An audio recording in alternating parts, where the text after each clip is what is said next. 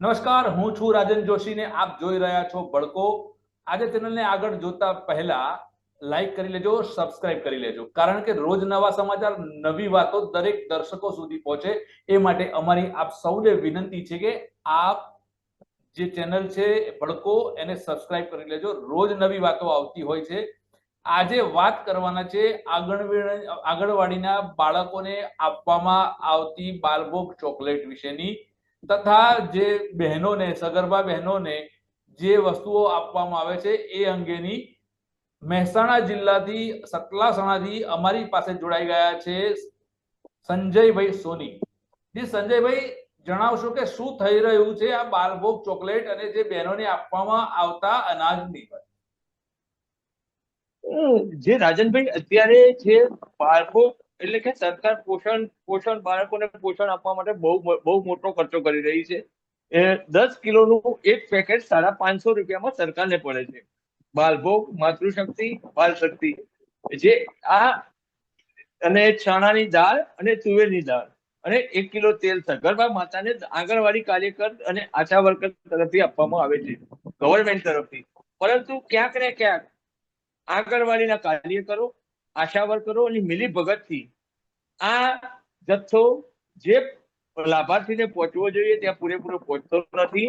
મેં તમને કેટલાક વિડીયો પણ મોકલ્યા છે કે જેમાં એક ખેડૂત બાઇક ઉપર લગભગ નહીં હોય તો 3 થી 4 પેકેટ બાલભોગ, એમાં એકમાં 20 પેકેટ આવે છે, એવા 10 કિલોના એવા 4 પેકેટ લઈને જઈ રહ્યો છે અને એ પકડાણો છે.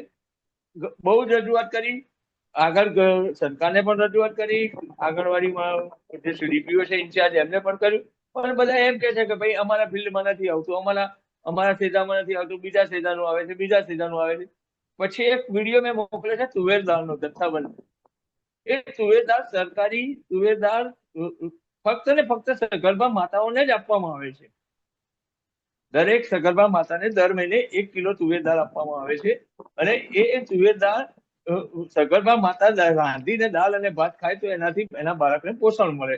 પણ ક્યાંક ને ક્યાંક આ સરકારી યોજનાનો લાભ આંગણવાડીના કાર્યકરો હોય કે ચાહે આંગણવાડીની બહેનો હોય કે ચાહે તેડાગર હોય અથવા આશા વર્કર, ક્યાંક ને ક્યાંક અને કોન્ટ્રાક્ટરો ક્યાંક ને ક્યાંક મિલી ભગતથી આ વસ્તુ બારોબાર વેચી દે છે અને એના કારણે બાળકોને પૂરતું પોષણ મળતું નથી.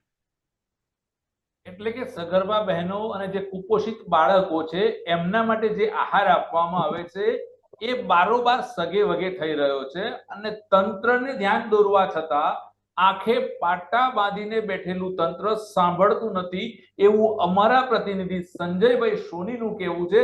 સંજયભાઈ, જણાવશો કે કયા કયા વિસ્તારની અંદર આપે એ પ્રતિનિધિઓને જાણ કરી?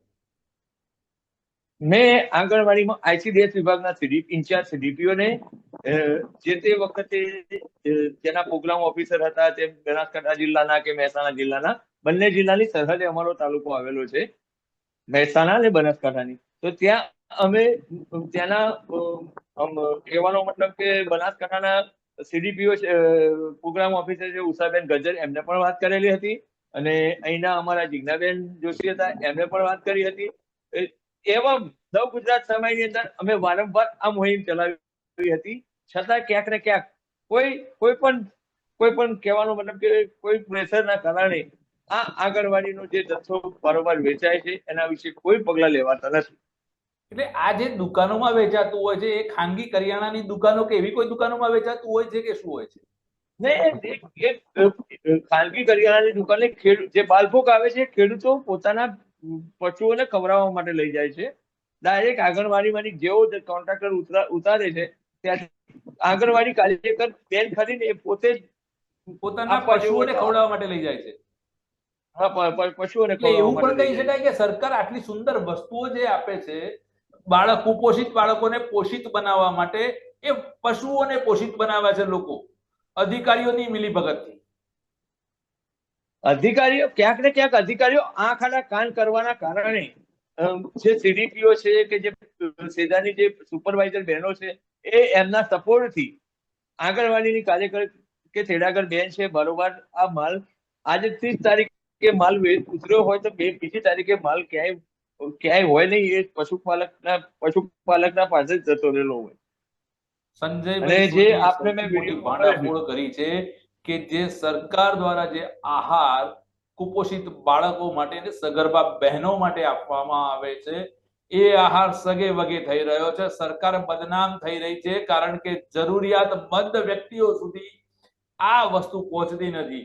એટલે લોકોના મગજમાં એવું થઈ શકે છે કે સરકાર કોઈ મદદ નથી કરતી, પણ સરકારને બદનામ કરવા માટે કોઈક અધિકારીઓ આડા કાન કરીને આંખો બંધ કરીને કામ કરી રહ્યા છે. સંજયભાઈએ વારંવાર જાણ કરવા છતાં પણ એ અધિકારીઓ કઈ ટસને મસ થતા નથી અથવા તો એ ફરિયાદ અંગે કોઈ કાર્યવાહી કરતા નથી. સંજયભાઈ, આવા કેટલા વિસ્તારો હશે ને અંદાજે કેટલા રૂપિયાનું કૌભાંડ થતું હશે? આજથી 2 વર્ષ પહેલા મેં 400 કટ્ટા પકડ્યા હતા, અને એના બેચ નંબર આવે છે એની અંદર. તમને અમે એમાં આપણે જે બાલભોગ શક્તિ પેકેટનો એક નંબર એક પેકેટ મોકલ્યું છે વિડીયોમાં, એમાં બેચ નંબર આવે છે. એ આખા એક ષડયંત્ર છે. જે કોન્ટ્રાક્ટરો ખરા ને, એ કોન્ટ્રાક્ટર વેચે છે. જો આંગણવાડીમાં માલ ઉતારે એટલે ઓનલાઈન સીડીપીઓને ખબર પડે, એના મોબાઈલમાં મેસેજ જતો રહે કે ભાઈ આ આંગણવાડીમાં 5 પેકેટ ઉતર્યા કે આ આંગણવાડીમાં 10 પેકેટ ઉતર્યા. એના પછી એ બેચ નંબરના આધારે તમે પોતે જાતે પણ પકડી શકો છો કે આ કયા તાલુકામાં કયા જિલ્લામાં કઈ આંગણવાડીમાં માલ ઉતર્યો છે. પરંતુ ક્યાંક ને ક્યાંક આંગણવાડીના સુપરવાઇઝર ગણો કે આંગણવાડીના આઈસીડીએસ વિભાગના સીડીપીઓ અધિકારી ગણો, એના મિલી ભગતના કારણે આંગણવાડીના જે કાર્યકરો છે એમને પ્રોત્સાહન મળે છે, અને એના લીધે આ માલ બારોબાર સગે વગે થાય છે. અને કુપોષિત બાળકોને કે સગર્ભા માતાઓને પૂરતું જે મળવો જોઈએ તે મળતો નથી. ટૂંકમાં સરકાર તો મદદ કરે છે, પણ કેટલાક ભ્રષ્ટ વ્યક્તિઓના કારણે બિચારી સગર્ભા માતાઓ અને બાળકો કુપોષિત બની રહ્યા છે અને દુઃખની લાગણી વ્યક્ત કરી રહ્યા છે. સરકાર જાગો, દાદા જાગો, આવા તંત્રને પકડો, નહીતર ભાજપની સરકાર, તમારી સરકાર, અમારા ગુજરાતની સરકાર બદનામ થશે.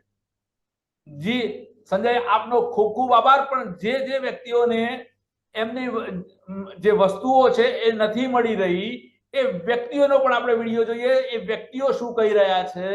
સંજય, આપણે વ્યક્તિઓને પણ મળ્યા હતા અને જે વ્યક્તિએ આપણને રજૂઆત પણ કરી હતી એ વ્યક્તિઓ આપણા દર્શક મિત્રોને આપણે બતાવીશું. શું નામ તમારું? ઠાકોર તુલસીબેન મિહિરજી. કયા ગામની વતની તમે? ખોળામી. શું સમસ્યા છે તમારું? પૈસા નથી મળ્યા. તમારા મમતા ક્યાં કયો આગળ છે? આયરી.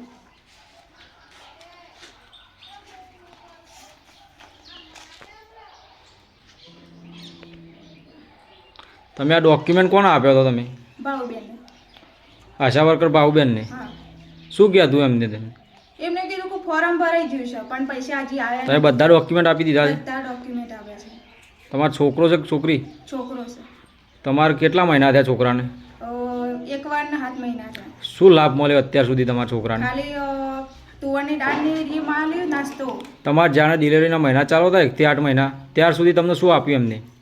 કશું નથી આપ્યું. કોઈ વસ્તુની તેલ, કોઈ દાળ, કોઈ પોષક, કોઈ આહાર નહીં. ના. પૈસા છેલ્લા તમારે 1 વર્ષ ને 7 મહિના થયા ને હા. ત્યાર સુધી 1 રૂપિયો નહીં આવ્યો. ના, 1 રૂપિયા. તમે એમને જોણ કરી? કીધું તું યોનેથી કે પૈસા આવી જશે. કેટલો ટાઈમ થયો આવું તમારે કીધા? 3-4 મહિના થયા. યોન કીધું તું પહેલા નતા આવ્યા ત્યારે કીધું તું, પછી ના છે હમણાં કીધું તું 3-4 મહિના છે. એમનું શું કે આવું થાય છે? કે આવી જશે પૈસા, કે ફોર્મ ભરાઈ ગયું છે પણ હજી પૈસા નહીં આવ્યા. તમે આગળ કઈ કાર્યવાહી કરી છે આના વિશે કે એમની જ જાણ કરીશ ખાલી? ના, કશી કરી નહીં. એમની જ જાણ કરી છે? ભાવનાબેનની જાણ કરેલી ને તમે? ઓહો.